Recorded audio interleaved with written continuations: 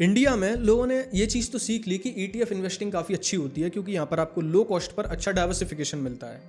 लेकिन ये चीज़ सीखने की कभी कोशिश नहीं की कि आखिर ETF काम कैसे करते हैं, एक यूनिट का प्राइस डिसाइड कैसे होता है और एक यूनिट के अंदर 50 या 100 कंपनीज आती कैसे हैं। लेकिन इसमें शर्माने की कोई बात नहीं है क्योंकि यूट्यूब पर इस तरीके से कोई वीडियो बनाता ही नहीं है जिसमें वो ये सारी चीज़ें सिखाए कि आखिर एक ETF काम कैसे करता है। लेकिन कोई बात नहीं, इस वीडियो को अगर आप एंड तक देखोगे तो आपको ये सारी चीज़ें आज बिल्कुल पता होगी। देखते रहिए। तो ETF को समझने से पहले आपको समझना होगा इंडेक्स के बारे में, और इंडेक्स को समझने से पहले आपको समझना होगा एक स्टॉक एक्सचेंज के बारे में। वैसे ETF की फुल फॉर्म होती है एक्सचेंज ट्रेडेड फंड्स। तो इसमें जो एक्सचेंज है पहले इसे समझते हैं। तो बात है 1957 की, जब इंडिया में पहला स्टॉक एक्सचेंज आया जिसका नाम था BSE यानी बॉम्बे स्टॉक एक्सचेंज। फिर 1992 में एक और स्टॉक एक्सचेंज आया जिसका नाम था NSE यानी नेशनल स्टॉक एक्सचेंज। अब आपने इनका नाम तो जरूर सुना होगा लेकिन लोगों को इनका असली यूज नहीं पता है कि आखिर ये काम कैसे करते हैं, क्योंकि काफी सारे लोगों को लगता है जब वो कोई भी शेयर या यूनिट किसी ETF का खरीदते हैं तो वो या तो किसी कंपनी से खरीदते हैं या वो अपने ही जैसे किसी रिटेल इन्वेस्टर से खरीदते हैं या बेचते हैं उसको। लेकिन टेक्निकली तौर पर ऐसा नहीं है।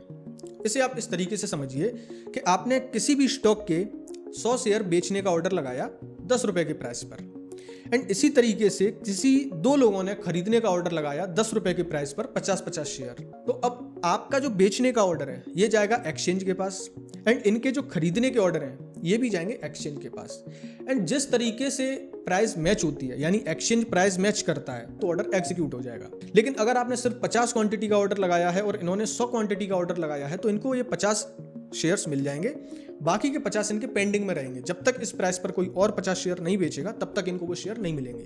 तो टेक्निकली तौर पर आपको जो यूनिट्स मिलते हैं या आपको जो शेयर्स खरीदते हो बेचते हो उनको आप एक्सचेंज उनमें बीच में होता है, सारे ऑर्डर एक्सचेंज पर आते हैं और यहां से वो ऑर्डर एग्जीक्यूट होते हैं। तो मुझे उम्मीद है कि अब आप स्टॉक एक्सचेंज का यूज केस समझ गए होंगे। वैसे दोस्तों मेरा नाम है पीयूष और इस चैनल पर मैं अपनी हर छोटी बड़ी फाइनेंशियल लर्निंग्स आपके साथ शेयर करता हूं। अगर आपको इस वीडियो से थोड़ी सी वैल्यू मिलती है तो प्लीज इस चैनल को सब्सक्राइब जरूर करना।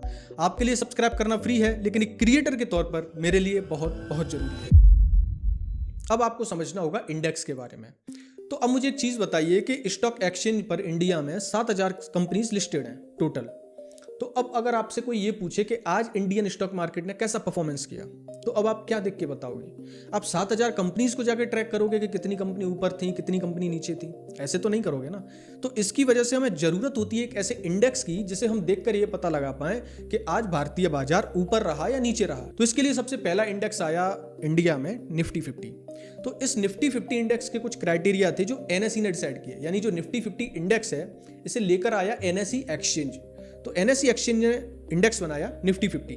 अब उन्होंने अपने इसमें रूल्स बनाए कि हम इसमें 50 कंपनीज रखेंगे जो भी इंडिया की टॉप 50 कंपनीज होंगी वैल्यूएशन के हिसाब से, यानी जिनकी वैल्यू सबसे ज्यादा होगी। तो अब इसमें आपके दिमाग में एक सवाल आया होगा कि यार 50 कंपनीज वैल्यू के हिसाब से रखोगे तो क्या इनकी वैल्यू हमेशा बढ़ती रहेगी? कभी कभी इनकी वैल्यू कम भी हो जाएगी, किसी और कंपनी की ज्यादा हो जाएगी। तो यहीं पे इसकी खूबसूरती है कि ये इसी रूल की वजह से अपनी कंपनीज को फिल्टर करता रहता है। जैसे किसी कंपनी ने अच्छा परफॉर्म नहीं किया तो उस कंपनी को ये उसमें से निकाल देंगे इंडेक्स में से, और इसकी जगह उस कंपनी को इसमें ऐड कर देंगे जिसकी वैल्यूएशन इससे ज्यादा है, वो उससे ज्यादा अच्छा परफॉर्मेंस कर रही है। एंड एक अकेला ये रूल नहीं है, इसके अलावा इसमें और भी रूल होते हैं। जैसे वो लिक्विड होना चाहिए काफी ज्यादा स्टॉक, कोई भी ऐसा स्टॉक नहीं होना चाहिए जिसमें काफी ज्यादा इलिक्विडिटी है, यानी उसमें लोग खरीदने बेचने वाले काफी कम है।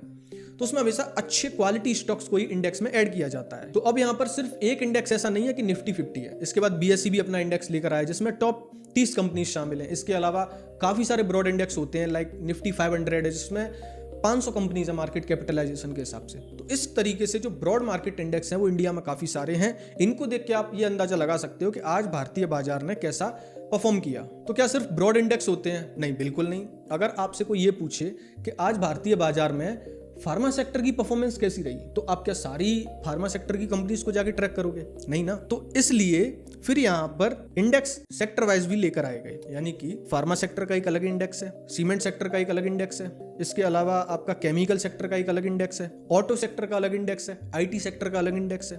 तो इस तरीके से काफी सारे इंडेक्स मार्केट में लाए गए, यानी ये सेक्टोरल इंडेक्स हैं। ये किसी ना किसी सेक्टर की इमेज दिखाते हैं आपको कि ये सेक्टर ने कैसा परफॉर्म किया। एंड इनके अपने अलग अलग रूल हैं। जैसे निफ्टी बैंक में 12 कंपनीज शामिल होती हैं, तो ये बताती हैं कि भारतीय बाजार में आज बैंकिंग सेक्टर ने कैसा परफॉर्म किया। तो इस तरीके से हर इंडेक्स के अपने अपने अलग अलग रूल हैं एंड इसमें कंपनीज फिल्टर आउट होती रहती हैं। अगर कोई कंपनी अच्छा परफॉर्म नहीं करेगी उसे हटा दिया जाएगा, दूसरी को डिवाइड कर दिया जाएगा। सिंपल है। तो क्या इसके अलावा सिर्फ सेक्टोरल इंडेक्स आए? बिल्कुल नहीं, इसके अलावा थीमेटिक इंडेक्स भी आते हैं। अब थीमेटिक इंडेक्स क्या होते हैं? ये किसी ना किसी थीम पर काम करते हैं। जैसे फॉर एग्जांपल आपको इंडियन रेलवे पे बैट लेनी है, आपको उसमें पैसा निवेश करना है, तो अब इंडियन रेलवे कोई एक सेक्टर थोड़ी है, इसमें काफी सारी कंपनीज हो सकती हैं। फॉर एग्जांपल कोई कोच बनाती है, कोई पटरी बनाती है, कोई रेल को फाइनेंस करती है, कोई केटरिंग का काम करती है, कोई सॉफ्टवेयर का काम करती है। तो अब यहाँ पर थीमेटिक इंडेक्स लाए गए, यानी कि वो किसी ना किसी थीम को फॉलो करेंगे। अब इनके अपने अलग रूल हैं। तो अब इन सारे इंडेक्स को स्क्रीन पर देखते हैं। तो इसको देखने के लिए आपको टैप करना है NSE ऑल इंडेक्स। इसके बाद आपको लिंक मिल जाएगा NSE का।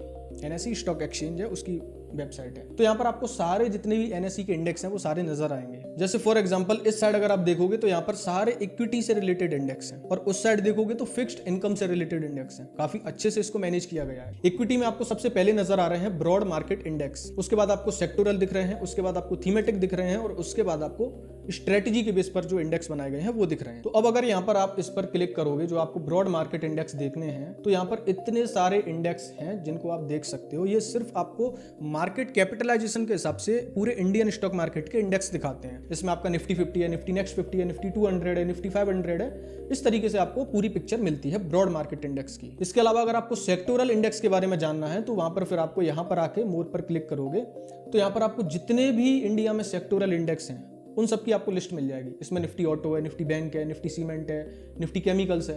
तो हर सेक्टर के लिए एक इंडेक्स बनाने की कोशिश की गई है। इसके अलावा अगर आप थीमेटिक इंडेक्स पर क्लिक करोगे मोर पर, तो वहां पर आपको हर थीम के लिए इंडेक्स मिल जाएंगे। जैसे फॉर एग्जांपल इस टाइम पे काफी पॉपुलर हो रही है वो है Nifty EV and new age automotive. इसमें जो निफ्टी का जो इंडेक्स है, इसमें जो इलेक्ट्रिक व्हीकल है उसको मद्देनजर रखते हुए ये इंडेक्स बनाया गया है। इसमें प्योर ईवी पर आप बैठ ले सकते हो अगर आपको ईवी पर अच्छा खासा कॉन्फिडेंस है तो। उसके अलावा इसमें इंडिया डिफेंस के नाम से एक आपको इंडेक्स मिल जाएगा, जो डिफेंस में जितनी भी जो कंपनीज हैं, कोई रॉकेट बना रही है, कोई कुछ बना रही है, कोई अलग ही बना रही है, मतलब क्या अलग ही क्या होता है, कोई फाइटर जेट बना रही है, या कोई रॉकेट बना रही है, कोई मिसाइल बना रहे हैं, या कोई बॉम्ब बना रहे हैं, या कोई गन बना रहे हैं। तो यहाँ पर डिफेंस में भी काफ़ी सारी कंपनीज आती हैं, इसलिए इसको एक थीमेटिक इंडेक्स में रखा गया है।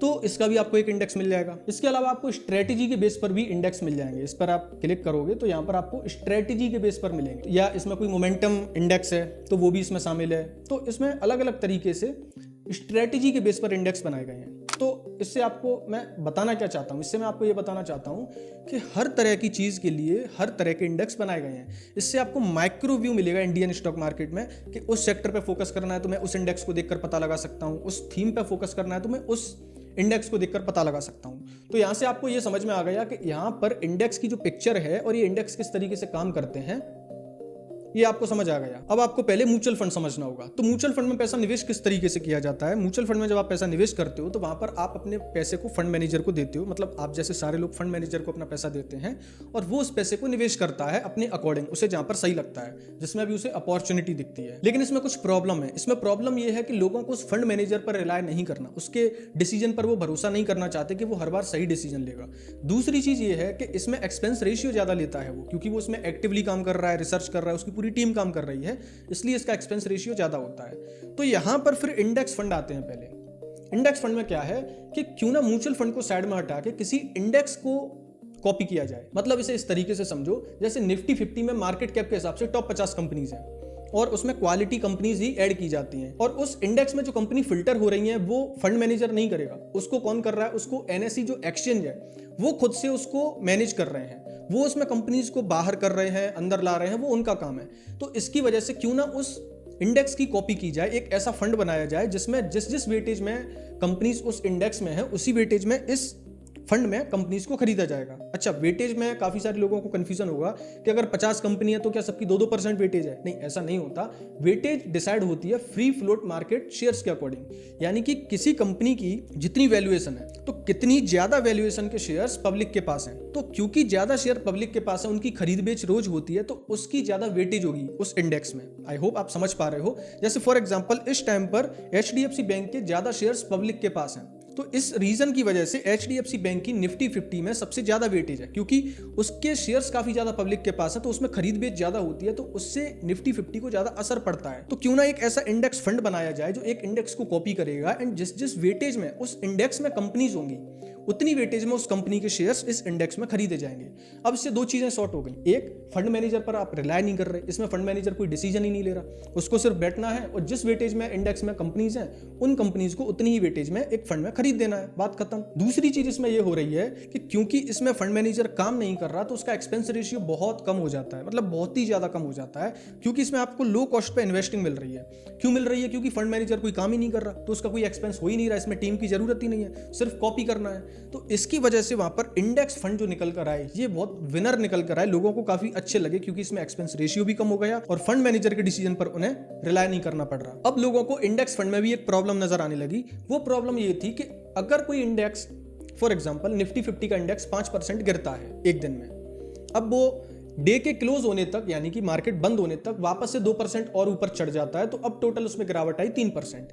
लेकिन लोगों को 5% गिरावट पर अगर मार्केट में पैसा निवेश करना था तो वो इंडेक्स फंड के थ्रू कर नहीं पा रहे थे, क्योंकि इंडेक्स फंड में भी आपको क्लोजिंग एनएवी मिलती है। क्लोजिंग एनएवी मतलब ये है कि आप अगर आज म्यूचुअल फंड हाउस को पैसा देते हो किसी भी इंडेक्स फंड में पैसा निवेश करने के लिए, तो वो उस पैसे को लेंगे और पैसे से शेयर खरीद लेंगे, लेकिन उसकी जो एनएवी डिसाइड होगी वो डे के क्लोजिंग प्राइस पर डिसाइड होगी। यानी कि डे जब एंड होगा, मार्केट बंद होगा, उस टाइम पर सारी कंपनीज की प्राइस देखी जाएगी, उसकी वैल्यूएशन डिसाइड की जाएगी, उसके बाद एक यूनिट का प्राइस निकलेगा, उस प्राइस के हिसाब से आपको सारे यूनिट्स अलॉट किए जाएंगे। इसमें प्रॉब्लम ये आ गई लोगों को कि यार निफ्टी 50 आज के दिन 5% गिरावट पर थी, लेकिन बाद में वो 3% पे जाके बंद हो गई, तो हमें तो 5% पे शेयर खरीदने थे लेकिन हमें मिले 3% की गिरावट पर। तो इसकी वजह से मार्केट में फिर ETF लॉन्च किए गए, एक्सचेंज ट्रेडेड फंड्स, यानी एक्सचेंज पर ट्रेड होने वाला फंड। अब ये समझते हैं कि ये फंड आते कैसे हैं और ये काम कैसे करते हैं। तो कोई भी ETF लॉन्च करने के लिए सबसे पहले जो फंड हाउस होता है वो NFO लेकर आता है, यानी न्यू फंड ऑफर। इसमें वो एक तरीके से IPO जैसा होता है, यहाँ पर पब्लिक से पैसा लिया जाता है। ये 5-10 दिन के पीरियड में आता है, तो 5-10 दिन तक पैसा पहले पब्लिक से लिया जाता है। उस पैसे से फिर कंपनी के स्टॉक्स खरीदे जाते हैं, जिस भी इंडेक्स के हिसाब से वो उसे बनाना चाहते हैं। वो स्टॉक्स खरीद के फिर उसका यूनिट का प्राइस डिसाइड किया जाता है और उसके यूनिट्स बांटे जाते हैं, और वो यूनिट्स फिर सारे जो जितने भी लोगों ने पैसे दिए थे उनको डिस्ट्रीब्यूट कर दिए जाते हैं। तो अब ये जो यूनिट है ये लोगों के पास उनके डीमैट अकाउंट में है, वो इसे एक्सचेंज पर खरीद सकते हैं, बेच सकते हैं। अब आपके मन में एक सवाल आ रहा होगा, तो फिर क्या मतलब एक बार जो उसके यूनिट्स बना दिए अब उतने ही रहेंगे, ज्यादा तो इसके हो ही नहीं सकते। और दूसरी चीज आपके दिमाग में ये आ रही होगी कि उस यूनिट का फिर प्राइस इंडेक्स के हिसाब से कैसे चलता है, क्योंकि यहाँ तो डिमांड एंड सप्लाई का खेल है। अब सारे लोग ये देख के थोड़ी ट्रेड करेंगे कि आज निफ्टी 50 ऊपर है तो चलो आज और खरीद लेते हैं, इस तरीके से तो नहीं कर रहे हैं ना। अब इन दोनों चीजों को समझते हैं। सबसे पहले ये समझते हैं कि जब भी इसमें यूनिट्स की कमी आती है, तो यूनिट्स की कमी कब आएगी? जब इसमें डिमांड काफी ज्यादा बढ़ जाएगी। तो जैसे ही उसकी डिमांड ज्यादा बढ़ जाएगी तो यहाँ पर मार्केट मेकर्स की एंट्री होती है। मार्केट मेकर्स क्या करते हैं, इनका उस फंड हाउस के साथ एक तरीके से टाइप होता है। तो अगर मार्केट में यूनिट्स की कमी आएगी तो ये अपना पैसा लेकर जाएंगे फंड हाउस के पास और उनसे कहेंगे कि हमें और यूनिट्स बनाकर दे दो। तो वो अब यूनिट्स इनको देंगे, यानी मार्केट मेकर्स को। ये बड़े बड़े बैंक्स हो सकते हैं, बड़े बड़े ब्रोकर्स हो सकते हैं। फिर इसके बाद जैसे ही ETF का प्राइस अगर इन्हें बढ़ता हुआ दिखेगा कि ये निफ्टी 50 से भी ज्यादा ऊपर चला गया है, तो फिर ये मार्केट में काफी ज्यादा यूनिट सेल करेंगे। तो वो यूनिट से उस जो डिमांड बढ़ी थी वो डिमांड कम हो जाएगी, यानी अब सप्लाई ज्यादा आ गई, तो फिर उसकी प्राइस है वापस निफ्टी 50 के आसपास आ जाएगी। इसकी वजह से जब भी आप ETF में पैसा निवेश करते हो तो ETF के दो प्राइस होते हैं। एक होता है उसका NAV जो एक्चुअल उसकी सही प्राइस होती है, और एक होता है बाइंग प्राइस और सेलिंग प्राइस। ये मार्केट में डिसाइड होता है डिमांड एंड सप्लाई पर। अब मैं आपको समझाता हूं कि एक ETF के दो प्राइस किस तरीके से होते हैं। तो यहाँ पर मैं निफ्टी 20 का एग्जाम्पल ले रहा हूँ जो निफ्टी 50 को ट्रैक करता है। इसका अभी करंट टाइम पर मार्केट में प्राइस है 277 रुपए 48 पैसे।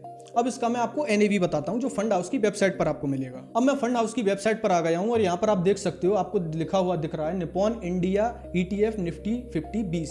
तो यहां पर आपको करंट INAV का दिख रहा है, वो है 277.84, यानी ये फंड हाउस की तरफ से एक्चुअल प्राइस है। इसे इस प्राइस पर आपको ये वाला ETF खरीदना चाहिए, और मार्केट प्राइस जो मैंने अभी आपको बताया वो मार्केट में इस प्राइस पर खरीद बेच हो रही है।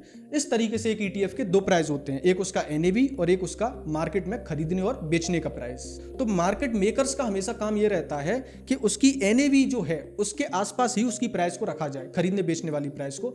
इसलिए हर ETF में मार्केट मेकर्स काम करते हैं, वो वहां पर एक तो उसकी प्राइस को मैनेज करते हैं, उसके आसपास रखते हैं NAV की, और दूसरी चीज वो लिक्विडिटी को मैनेज करते हैं कि उस ETF में लिक्विडिटी कम ना हो जाए। अब ETF तो मार्केट में आ गए, अब इसके साथ उनमें कुछ अलग से बेनिफिट भी आ गए। पहली चीज, आप इसे गिरते हुए मार्केट में खरीद सकते हो, जो भी प्राइस चल रहा है कभी भी आप इसे खरीद सकते हो मार्केट आवर्स में।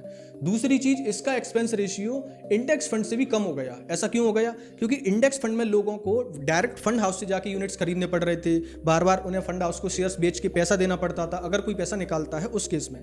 लेकिन इंडेक्स फंड में ये सारी चीज़ें नहीं है, फंड मैनेजर को काम ही नहीं करना पड़ रहा, एक बार यूनिट्स खरीद लिए, बेच दिए, अब वो आपस में रिटेल जो लोग हैं वो आपस में खरीद बेच कर रहे हैं, उन्हें बार बार शेयर सेल करके वो यूनिट्स रिडीम करके वापस पैसा नहीं देना पड़ता। दूसरी चीज ये है कि जब अगर कोई इंडेक्स फंड में पैसा निवेश करता है तो उस एएमसी को उसका ट्रैक रिकॉर्ड रखना पड़ता है हर इंडिविजुअल का, कि इस इन्वेस्टर ने इतने पैसे दिए, इसकी इतनी एसआईपी आई, तो वो सारा जो रिकॉर्ड रखते हैं ना उसका एक्सपेंस होता है। लेकिन ईटीएफ में ये एक्सपेंस भी नहीं है, ईटीएफ में कोई रिकॉर्ड नहीं रखना पड़ता, आपका जब मन हो जब भी आप ईटीएफ का यूनिट खरीद सकते हो एक्सचेंज से। तो इसकी वजह से ईटीएफ का जो एक्सपेंस रेशियो था वो इंडेक्स फंड के कंपैरिजन में और कम हो गया। तीसरा फायदा इसका यह है कि इसमें आपको एक यूनिट खरीदने में डाइवर्सिफिकेशन मिल जाता है, यानी आप सिर्फ ईटीएफ का एक यूनिट खरीद रहे हो, लेकिन उस एक यूनिट में भी डिपेंड करता है आपने किस इंडेक्स में पैसा निवेश किया है, तो आपको उस इंडेक्स का डाइवर्सिफिकेशन मिलता है। चौथा फायदा इसका यह है कि आप किसी भी एक सेक्टर या किसी भी एक थीम पर आप बेट ले सकते हो, यानी आपका मन है कि यार मुझे तो बैंकिंग सेक्टर पर दाव लगाना है, तो आप सिर्फ बैंक 20 यानी निपॉन इंडिया का एक ईटीएफ है बैंक 20, आप उसे खरीद के सिर्फ और सिर्फ इंडिया में बैंकिंग सेक्टर पर बेट ले सकते हो। तो यहाँ पर आपको काफी ज्यादा फ्लेक्सिबिलिटी है, आपका मन हो आप ऑटो सेक्टर पर बेट ले सकते हो, आपको फार्मा सेक्टर अच्छा लगता है तो आप फार्मा सेक्टर का ईटीएफ खरीद सकते हो। इस तरीके से काफी सारे ईटीएफ अवेलेबल हो जाते हैं, क्योंकि जितने मार्केट में इंडेक्स हो सकते हैं उस हर इंडेक्स का एक ईटीएफ बनाया जा सकता है, क्योंकि सिर्फ उस इंडेक्स को कॉपी तो करना है, इसमें कुछ अलग से थोड़ी करना है। तो इसकी वजह से यहाँ पर हर थीम के लिए, हर स्ट्रेटेजी के लिए, हर सेक्टर के लिए और हर ब्रॉड मार्केट इंडेक्स के लिए कोई ना कोई ईटीएफ बनाया जा सकता है। सो दोस्तों, ये था आज का वीडियो, जिसमें मैं उम्मीद करता हूँ कि मैं आपको सारी चीज़ें, सारी प्रोसेस ठीक तरीके से समझा पाया हूँ। अब अगर आपको एक ऐसा वीडियो चाहिए जिसमें मैं ईटीएफ की सारी आपको लिस्ट दे दूँ, इंडियन स्टॉक मार्केट में जितने भी ईटीएफ हैं, तो आप मेरा ये वाला वीडियो देख सकते हो। इसी के साथ मैं वीडियो एंड करता हूँ। अब आपसे मेरी मुलाकात होगी अगली वीडियो में, तब तक के लिए अपना ख्याल रखिए।